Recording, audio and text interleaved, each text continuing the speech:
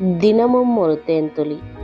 அப்பொழுது இயேசு தம்முடைய சீஷர்களை நோக்கி, ஒருவன் என்னை பின்பற்றி வர விரும்பினால் அவன் தன்னைத்தான் வெறுத்து தன் சிலுவையை எடுத்துக்கொண்டு என்னை பின்பற்ற கடவன்.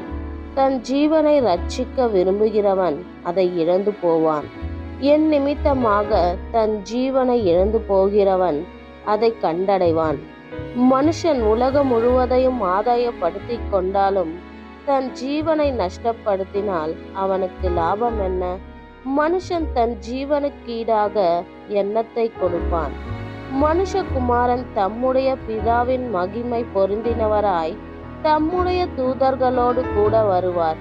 அப்பொழுது அவன் அவன் கிரியைக்கு தக்க அவன் அவனுக்கு பலன் அளிப்பார்.